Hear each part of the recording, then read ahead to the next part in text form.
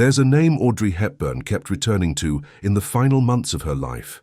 Not one of her husbands, not a co-star. Someone most people would never guess. And once you find out who it was, and why, the entire story of her life starts to look completely different.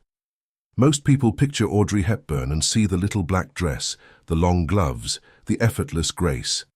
What they picture far less often is a woman who spent 14 years married to someone who made her feel small.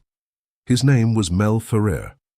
On paper, they looked like a perfect match, both cultured, both multilingual, both drawn to the arts. They met through Gregory Peck in the early 50s, fell into each other's orbit on the stage of Ondine, and by September of 1954, they were married in a quiet Swiss ceremony. In the beginning, the partnership had real shape. Ferrer helped guide her career, and Audrey, still finding her footing in Hollywood, welcomed that. But support and control can look identical from a distance, and over time, they stopped being the same thing. People close to the couple started noticing the shift. Ferrer had opinions about everything: which roles she should take, who she should be seen with, how she should carry herself in public. What had started as creative collaboration became something closer to suffocation. Here was one of the most famous women in the world, quietly deferring to a man in every room she entered. But what hurt her most during those years wasn't the control. It was something far more personal. More than almost anything else, Audrey wanted children. It wasn't a passing wish. It was a deep, almost aching need she carried everywhere. In 1955, she became pregnant and miscarried. The grief was immense. Then, in 59, filming The Unforgiven, she was thrown from a horse during a scene. Her back broke. Weeks in hospital followed, then another miscarriage. 2 losses, layered on top of a marriage that was quietly closing in around her. By the time she finally gave birth to her son Sean in 1960, she had already paid a price most people never saw. She stepped back from acting for a full year, almost unheard of at her level of fame, and devoted herself entirely to motherhood. But the marriage kept eroding. Rumors of Ferrer's jealousy, his temper, and eventually infidelity on both sides grew louder with every passing year. After 14 years, it ended. Audrey walked away emotionally exhausted, but also, for the first time in a long time, free. What she didn't know yet was that the next relationship would hurt her in an entirely different way. By the late 60s, she was at the absolute peak of her career. Breakfast at Tiffany's, Charade, My Fair Lady. She had become something beyond a film star, a cultural institution, and then, without warning, she walked away from all of it. The decision baffled Hollywood. Studios were offering her almost anything. Directors wanted her. Audiences adored her. But Audrey had made up her mind, and her reason was simple. She wanted to give her son Sean the childhood she never had. Fame, in her view, was starting to cost him something she wasn't willing to sacrifice. It was during a summer cruise in the Mediterranean that she met Andrea Dotti, an Italian psychiatrist, warm and charming, socially fluent in a way that felt like a relief after the rigidity of her first marriage. The setting was almost unfairly romantic. Coastlines, open water, long evenings with nothing to interrupt them. Within 6 months, they were married. But here's where it gets complicated. Dotti had kept a version of himself carefully hidden during those Mediterranean evenings. The affairs started early and didn't stop. They weren't discreet either. Reports of his extramarital life became regular features in the Italian press. She had left Hollywood to escape the intrusion of public attention and instead found herself living inside a very different kind of spectacle. She stayed longer than most people expected, partly for their son Luca, born in 1970, partly because she wasn't someone who abandoned commitments easily. But Dotti's repeated betrayals, combined with the impossibility of any real privacy, eventually made the situation untenable. When the marriage ended, she didn't speak about it publicly. That wasn't her way, but those close to her said the divorce left her more guarded than she had ever been before. 2 marriages, 2 very different kinds of pain. and underneath both of them, a pattern that stretched back much further than either relationship. Because here's the part that gets overlooked in almost every account of her love life. The choices she made and the pain she tolerated within them didn't begin with Ferrer or Dottie. They began when she was 6 years old. Audrey was born in Brussels in 1929. Her early years were transient. Her family moved regularly between London, Arnhem, and elsewhere, following her father Joseph Ruston's work. She spoke 6 languages before she was a teenager. From the outside, it looked like a privileged, cosmopolitan upbringing. Underneath it, something else entirely was unfolding. Both of her parents had been open supporters of the Nazi regime in the 30s, not passively, but actively. They traveled to Germany, attended rallies, aligned themselves publicly with its ideology. Then in 1935, her father left. He became so absorbed in fascist politics that he simply walked out on Audrey and her mother and relocated to London. She was 6 years old. That abandonment became the defining wound of her life. She would say so herself, years later. Sent to boarding school in Kent, she watched other children go home during holidays. She waited. Her father had visitation rights and never used them. He simply didn't come. Then the war began, and she was sent to the Netherlands, which everyone believed would be safer. It wasn't. In 1940, German forces invaded. She was 10 years old, living under occupation, hiding in cellars while gunfire moved through the streets above. She adopted a Dutch name to avoid being identified as English. By 1942, 2 of her uncles had been arrested and executed by the Nazis. After that, she stopped trying to stay invisible and joined the Dutch resistance, carrying messages and underground newspapers, sometimes concealed in her shoes. She also danced, performing at secret resistance fundraisers in rooms where no one could applaud because a single sound could get them all killed. What she found next, nobody expected. By 1944, famine had swept through the Netherlands during one of the coldest winters on record. German blockades had cut off food supplies. Her family ate tulip bulbs. Her health collapsed. Malnutrition, anemia, respiratory illness. The girl who would later become one of the most photographed women of the 20th century was, at that moment, a starving teenager. When liberation finally came, a UNICEF worker handed her a chocolate bar. She never forgot it. Psychologists who have studied her life have pointed to her father's abandonment as the lens through which almost everything else must be understood. The men she was drawn to tended to be older, authoritative, and in control. Ferrer fit that profile exactly. So, in a different way, did Dottie. She wasn't naive. She was, in many ways, unconsciously searching for the stability her father had taken with him when he left. And what made it more complicated was that she eventually found him. In the 60s, using the Red Cross, she tracked down Joseph Ruston.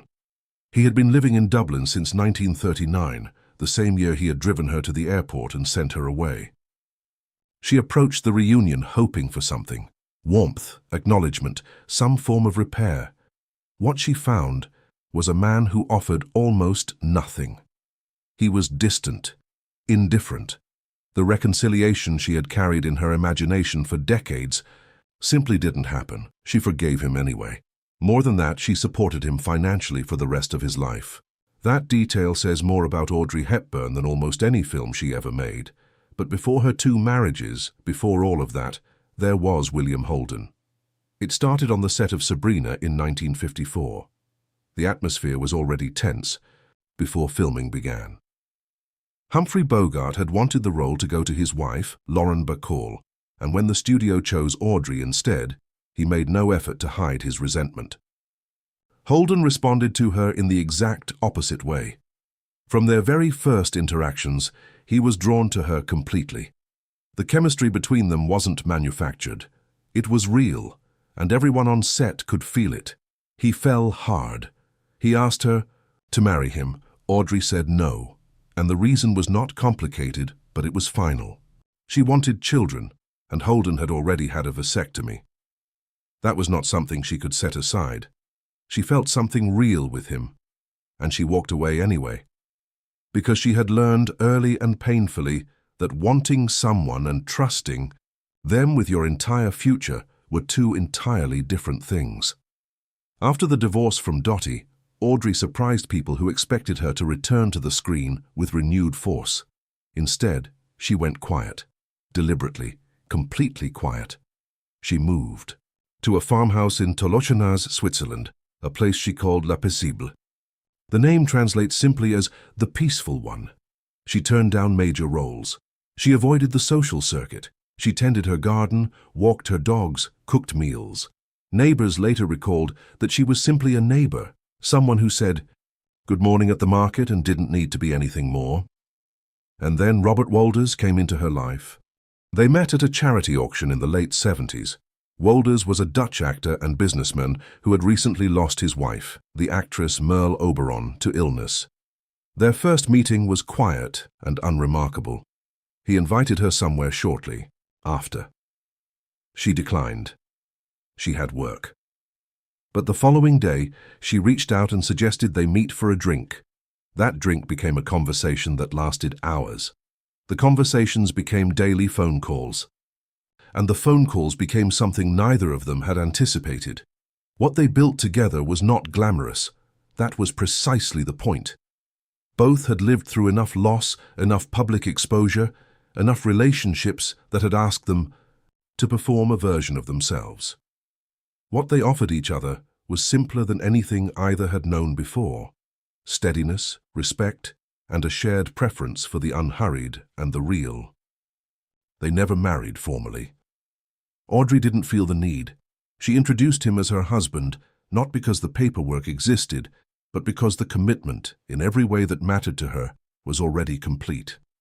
Then, in 1988, at a UNICEF concert she attended simply as a guest, she found herself speaking on stage, without a script, about hunger, about occupation, about what it meant to be a child in wartime. A senior UNICEF official was in the audience. By the end of the evening, he had offered her a full ambassadorship. She accepted. The years that followed took her to Ethiopia, Sudan, Bangladesh, El Salvador, some of the most difficult environments on earth. She sat with children in conditions that mirrored what she had lived through in the Netherlands 50 years earlier. Those who accompanied her consistently noted that she didn't treat it as an obligation. She treated it as something unfinished, a debt she felt she owed to the version of herself that a UNICEF worker had once handed a chocolate bar to after liberation. Wolders traveled with her on many of those missions. He was there not as a manager of a celebrity's schedule, but as someone who simply refused to let her face the hardest parts alone. In 1992, after returning from Somalia, she began experiencing severe abdominal pain. Testing in Los Angeles revealed a rare and aggressive form of cancer originating in the appendix. Surgery was performed quickly, but the disease had already spread too far. The diagnosis was terminal. She absorbed that news the way she had absorbed most difficult things, without visible collapse. What she expressed most was not fear, but regret about the work she would leave unfinished. She had one request: to go home. She was too fragile to travel commercially. It was Hubert de Givenchy, her friend of nearly 40 years, the designer who had clothed her through the most iconic chapters of her public life, who arranged a private jet and made the journey possible. She arrived at La Paisible. She spent a final Christmas there, surrounded by the people who mattered most, and gave each of the three men closest to her, Wolders, her son Sean, and Givenchy, a winter coat chosen with specific intention, Moam. The 20th of January 1993, she died peacefully at home.